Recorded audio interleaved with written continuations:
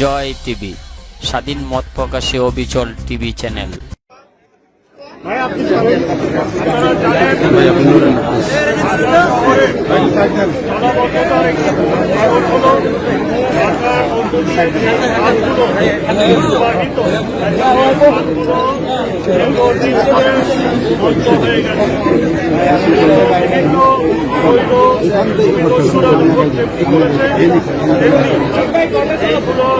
সঠিকভাবে রক্ষণাবেক্ষণ হয়নি, পরিষ্কার করা হয়নি। আজকে আমরা এখানে উপস্থিত হয়েছি। আপনারা জানেন কিছুদিন আগেই আমাদের স্থানীয় সরকার বিভাগ থেকে মাননীয় মন্ত্রীর নেতৃত্বে সভার মাধ্যমে এই খালগুলো ঢাকার অধীনের খালগুলো মাথা থেকে ঢাকা সিটি কর্পোরেশন দক্ষিণ এবং উত্তরকে দিয়ে দেওয়া হয়েছে। তাই ঢাকা দক্ষিণ সিটি কর্পোরেশনের আওতায় যেই 11টি খাল রয়েছে সেই খালগুলো পুনরুদ্ধার, রক্ষণাবেক্ষণ, পরিষ্কার পরিচ্ছন্নতার কার্যক্রম আমরা আরম্ভ করেছি এবং আজকে আমি সরেজমিন পরিদর্শনে এসেছি।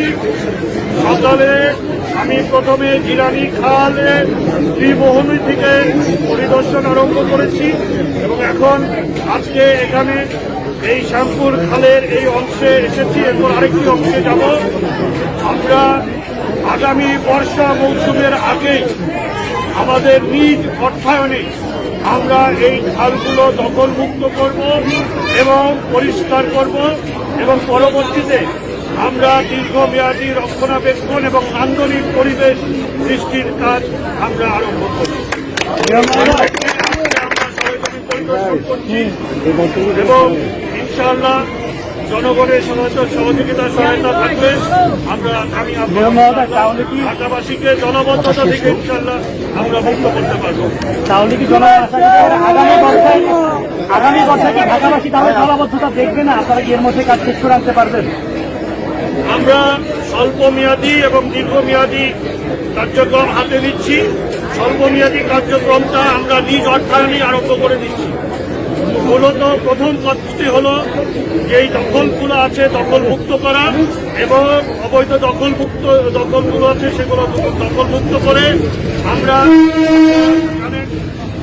ক্যাডেস্ট্রাল সার্ভে সিএস খতিয়ান দেখে আমরা সীমানা নির্ধারণ পূর্বক আমরা খালগুলো দখলমুক্ত করব এবং খালগুলো যেভাবে বদ্ধ আছে, যেখানে আপনারা দাঁড়িয়ে আছেন এটাও কিন্তু খালের অংশ, বর্জ্যের উপরে আমরা দাঁড়িয়ে আছি, আপনারা লক্ষ্য করছেন। এই পুরো বর্জ্যগুলো আমরা অপসারণ করব, তাহলে জলপ্রবাহটা আমরা পুনরুদ্ধার করতে পারব। জলপ্রবাহ পুনরুদ্ধার হলে ঢাকার বিভিন্ন অংশে যেখানে জলবদ্ধতা হয়ে থাকে সেগুলো আর হবে না বলে আমরা আশাবাদী। এই প্রেক্ষিতে এই স্বল্পমেয়াদী কার্যক্রমটা আমরা নিজ অর্থায়নে আরম্ভ করছি এবং এর পরবর্তীতে এটাকে দীর্ঘমেয়াদীভাবে রক্ষণাবেক্ষণ এবং নান্দনিক পরিবেশ সৃষ্টির জন্য আমরা দীর্ঘমেয়াদী একটি পরিকল্পনার মাধ্যমে আমরা কাজটি সম্পন্ন করব।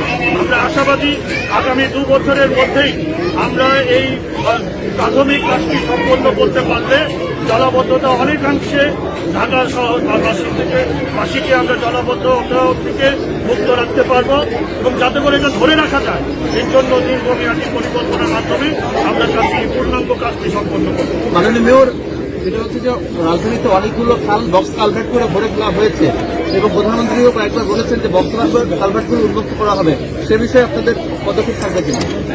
আমরা প্রাথমিক পর্যায়ে স্বল্পমেয়াদী যে পরিকল্পনা নিয়েছি সেখানে আমরা বক্স কালভার্টগুলো আপনারা জানেন দীর্ঘদিন ধরে সঠিকভাবে পরিষ্কার করা হয়নি।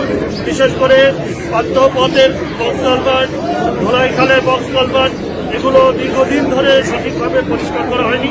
আমরা অচিরেই সেটা পরিষ্কার পরিচ্ছন্নতার কাজ আরম্ভ করব এবং পরবর্তীতে আমাদের যে দীর্ঘমেয়াদী পরিকল্পনা হবে সেটার আওতায় কী করা যায় সেটা আমরা বিচার বিশ্লেষণ করে সেই কার্যক্রম হাতে নেব।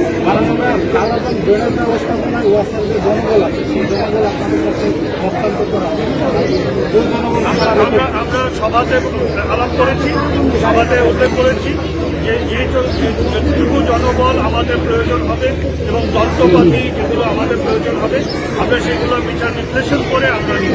আমরা পথ বাঁধা সকল জনবল আমরা নিব না, বা আমাদের যেটা প্রয়োজন নাই সেটা আমরা নিব না।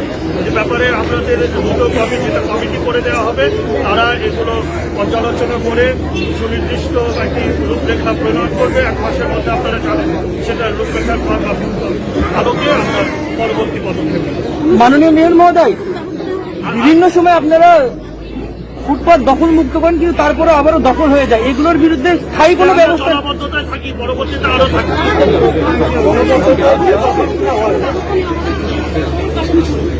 আমরা দখল মুক্ত করবো, আর যারা ভূমি অবৈধভাবে দখল করেছে তাদেরকে বিরুদ্ধে জেলা প্রশাসন অবশ্যই ব্যবস্থা নিতে হবে।